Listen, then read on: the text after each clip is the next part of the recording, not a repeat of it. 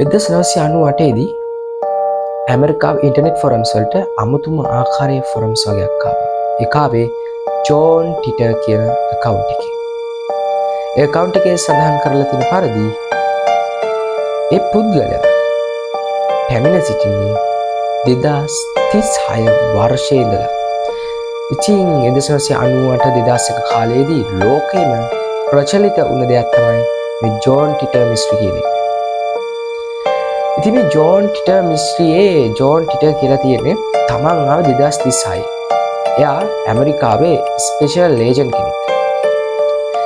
එයා කාලතරණය කළා ඇවින් තියෙන්නේ එයාට 1975 දී හදපු IBM 5100 කියන පරිගණකය ගන්න. ඉතින් එයාට ඒ වෙලාවේදී ඒ දේ මිනිස්සුන්ටත් කියන්න ඕන වෙලා. ඒ හන්දා මෙයා ඉන්ටර්නෙට් ෆොරම්ස් වලට මේ වගේ දේවල් දාන්න පටන් ගත්තා. ඉතින් පොලිසියත් හිතුවා මේක කවුරු හරි විහිළුවට කරන දෙයක් කියලා. හැබැයි නෑ. මේක මුළු ලෝකෙම ජනප්‍රිය වෙන්න පටන් ගත්තා. ඉතින් මේකේ මෙයා කියලා තියෙන විදිහට 2036 වෙද්දී නියුක්ලියර් වර් එකක්, සිවිල් වර් එකක්, ඒ වගේම AI සම්බන්ධ එහෙම නැත්නම් පරිගණක වැඩසටහන සම්බන්ධ ලොකු වෛරස් එකකුත් මේ ලෝකේ ව්‍යාප්ත වෙන්න යනවා.